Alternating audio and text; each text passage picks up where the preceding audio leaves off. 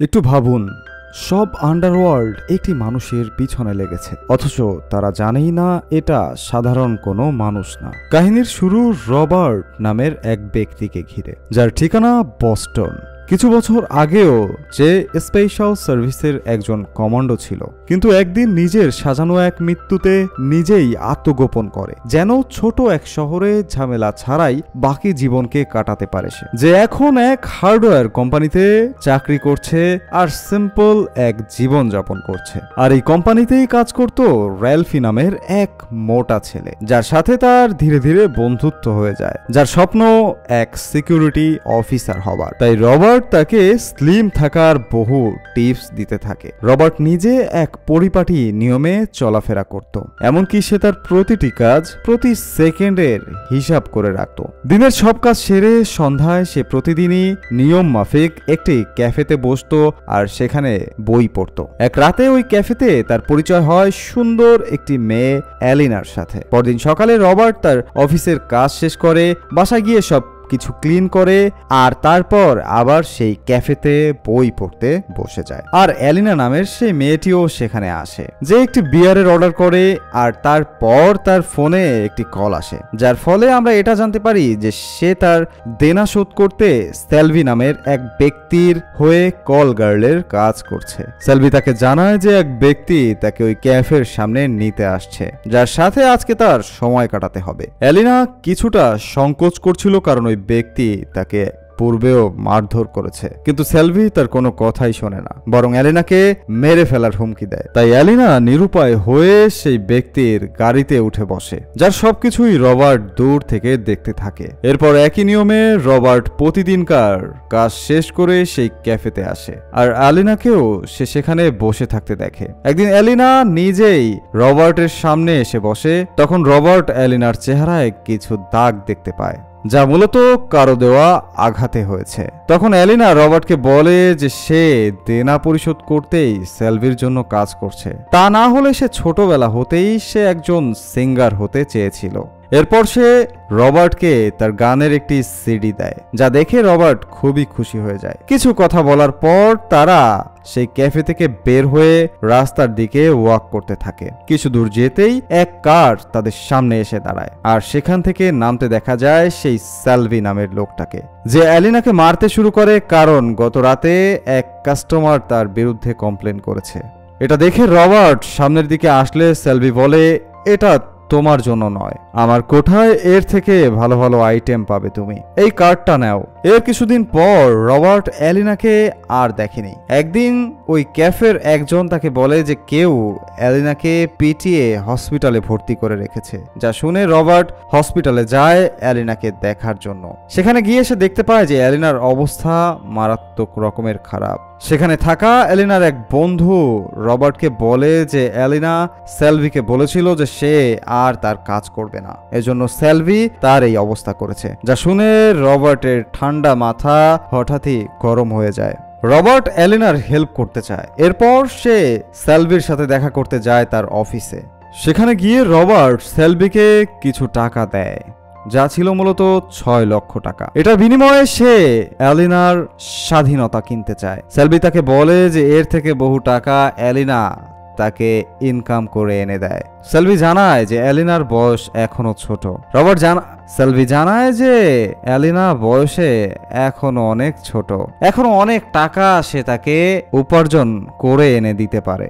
সে রবার্টকে 2 বছর পর তার কাছে আসতে বলে, হয়তো সেই সময় সে অ্যালিনাকে ফ্রিতেও তাকে দিয়ে দিতে পারে।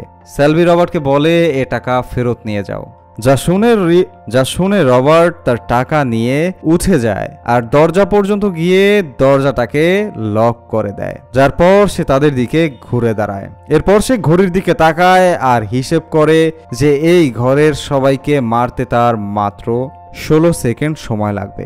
এবার সে তার স্টপ ওয়াচে 16 সেকেন্ডের টাইম সেট করে, আর তারপরই শুরু হয় অ্যাকশন। সে সবাইকে খুব স্মুথলি এবং সো ফাস্ট, খুবই দ্রুততার সাথে এক এক করে মারতে শুরু করে। সিনটি দেখলে মনে হবে এ যেন তার সুপার পাওয়ার।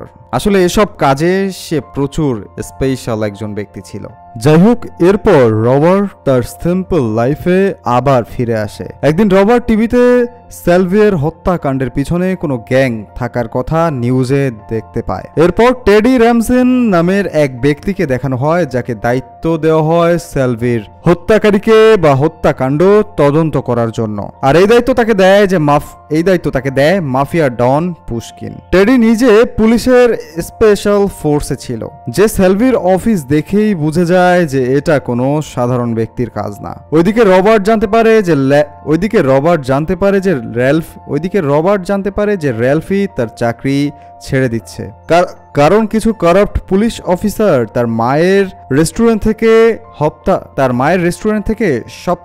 র্যালফি তার চাকরি ছাড়তে যাচ্ছে, কারণ কিছু কারাপ্ট পুলিশ অফিসার তার মায়ের রেস্টুরেন্ট থেকে প্রতি সপ্তাহে টাকা উসুল করে। কিন্তু এইবার যখন তার মা সেই টাকা দেবে না বলে জানায়, ওই পুলিশ তাদের ক্যাফেতে আগুন লাগিয়ে দেয়। তাই র্যালফি চাকরি ছেড়ে তার মায়ের শপে তাকে হেল্প করার জন্য এসেছে।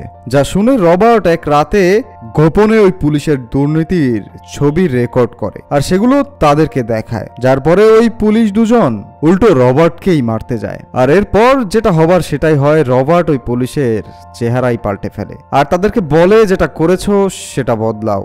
যার ফলে ওই পুলিশ সবার পাওনা টাকা তাদেরকে কাছে গিয়ে ফেরত দিয়ে আসে, যার পর র্যালফি আবার তার কাজে ফিরে আসে। ওইদিকে টেডি সেলভির ব্যবসার প্রতিদ্বন্দ্বীদের তদন্ত করতে থাকে, কিন্তু কিছুই সে খুঁজে পায় না। এরপর সে তার ব্যবসার মেয়েদের সাথে কথা বলতে থাকে। সে জেনেছে যে সেলভির আলিনা নামের এক মেয়ের সাথে কিছু ঘটনা ঘটেছিল, যা সন্দেহের তালিকায় রাখা যায়। এখন সে আলিনার বন্ধু ম্যান্ডিকে জেরা করছে। তখন ম্যান্ডি বলে যে কালো রঙের এক ব্যক্তি হসপিটালে আলিনার সাথে দেখা করতে এসেছিল। আর একথা শোনার পর টেডি ম্যান্ডির গলা চিপে তাকে মেরে ফেলে। এরপর টেডি সিসিটিভি ফুটেজে ঝাপসা এক নিগ্রো ব্যক্তিকে দেখতে পায়, যাকে সে সন্দেহ করে। একদিন রবার্টের কারখানায় বন্দুক নিয়ে এক ছিনতাইকারী প্রবেশ করে আর ক্যাশিয়ার থেকে সব টাকা নিয়ে নেয়। এমনকি সে ওই ক্যাশিয়ার মহিলার হাতে থাকা তার মায়ের আংটিটিও ছাড় দেয় না। রবার্ট এই সব কিছুই দেখতে থাকে, কিন্তু তখন সে কোনো অ্যাকশনে যায় না, কারণ সেখানে সিভিলিয়ানস এবং বাচ্চারাও আছে। আর যেহেতু তার হাতে বন্দুক ছিল, সেহেতু সে এই রিস্কটি নিতে চায়নি। এরপর ওই ছিনতাইকারী সেখান থেকে নিজ গাড়িতে পালিয়ে যায়। ঠিক তখনই রবার্ট বের হয়ে ওই গাড়ির নাম্বার প্লেটটি চেক করে। পরের দিন ওই ক্যাশিয়ার মহিলা তার মায়ের সেই আংটি তার ক্যাশেই দেখতে পায়। ওইদিকে রবার্টকে একটি হাতুড়ি মুছে তার জায়গায় রাখতে দেখা যায়, যার মানে আপনি বুঝে নিন রবার্ট ওই ছিনতাইকারীর সাথে কি করেছে। ওই রাতে টেডি একজন পুলিশের লোক সেজে রবার্টের বাসায় চলে যায় আর বলে সে সেলভির মার্ডারের তদন্ত করতে এসেছে। রবার্টকে প্রশ্ন করা হয় সে মার্ডারের রাতে কোথায় ছিল। তখন রবার্টও জানে যে টেডি কোনো পুলিশের লোক নয় কোনো ডিটেকটিভ। আর টেডিও জানে রবার্টই সেলভিকে হত্যা করেছে। তখন টেডি রবার্টকে মারার জন্য রেস্টুরেন্টে তার লোককে পাঠায়, কিন্তু রবার্ট 2 মিনিটেই তাদেরকে কুপঘাত করে দেয়। এরপর তারা রবার্টের পিছু নিয়ে তার বাসা পর্যন্ত গিয়েও রবার্টের কোনো খোঁজ পায় না। তখন রবার্ট এর সবকিছুই সিসিটিভিতে দেখতে থাকে। যাই হোক, রবার্ট এসব থেকে দূরে তার এক বন্ধু সুজানের সাথে দেখা করতে চলে যায়, যে ডিফেন্স ইন্টেলিজেন্সে কাজ করত। সুজান তার সূত্র অনুসারে রবার্টকে বলে যে ভ্লাদিমির পুশকিন রাশিয়ার সবচেয়ে বড় মাফিয়া, যে টেডিকে দিয়ে এসব কাজ করাচ্ছে। সবকিছু জানার পর রবার্ট সেখান থেকে চলে যায়। এখানে সুজান তার স্বামীকে বলে যে রবার্ট এখানে সাহায্য চাইতে আসেনি, বরং সে যা করতে যাচ্ছে সেটারই অনুমতি নিতে এসেছিল। তার লক্ষ্য পুশকিনের সম্পূর্ণ গ্যাংটাকেই ধ্বংস করে দেওয়া। এরপর রবার্ট পুশকিনের আড্ডায় যায়, যেখানে জমা ছিল তার প্রচুর কালো টাকা। সেখানে সব লোকদেরকে বেঁধে সে পুলিশে কল দেয় এবং তাদেরকে ধরিয়ে দেয়। এরপর টেডিকে এক রেস্টুরেন্টে দেখা যায়, যে রবার্টকে মারার জন্য এক কিলার হায়ার করছে। সেই কিলারের সেখান থেকে উঠে যাওয়ার পরপরই রবার্ট সেখানে একটি রক্ত মাখা চশমা তার সামনে রাখে, যার অর্থ অলরেডি তার ভাড়া করা কিলারকে তার শেষ করে দেওয়া হয়ে গেছে। সে টেডিকে তার পিছু করা বন্ধ করতে বলে আর তাকে সে হুমকি দেয়, যদি এমনটা না করা হয় তাহলে পুশকিনের সবকিছুই সে ধ্বংস করে দেবে। এরপর রবার্টকে পুশকিনের সব অয়েল ট্যাঙ্ক ব্লাস্ট করতে দেখা যায়, যার ফলে ইউএস এর সব ব্যবসা পুশকিনের বন্ধ হয়ে যায়। এসব জানার পর টেডি নিজেই রবার্টকে মারার সিদ্ধান্ত নেয়। টেডি রবার্টের সাথে কাজ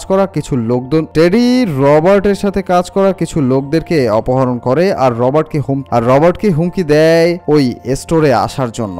বিষয় এমন হতে পারে রবার্ট আগে থেকেই জানতো। রবার্ট কৌশলে সেই স্টোরে প্রবেশ করে আর এক এক করে টেডির গুন্ডাদেরকে মারতে থাকে, আর এভাবেই সে টেডিকেও শেষমেশ মেরেই ফেলে। ঘটনা এখানেই শেষ নয়। রবার্ট এবার রাশিয়ায় পুশকিনের বাসায় গিয়ে তার গার্ডদেরকে মেরে শেষে পুশকিনকেও সেখানে মেরে ফেলে, আর এভাবেই পুশকিনের সাম্রাজ্য শেষ হয়ে যায়। আর এরপর রবার্ট তার পুরনো জবে ফিরে আসে। সেই পথেই একদিন আলিনা রবার্টের সাথে দেখা করতে আসে। সে জানায় সে সালভির থেকে এখন সম্পূর্ণ মুক্ত হয়ে গিয়েছে।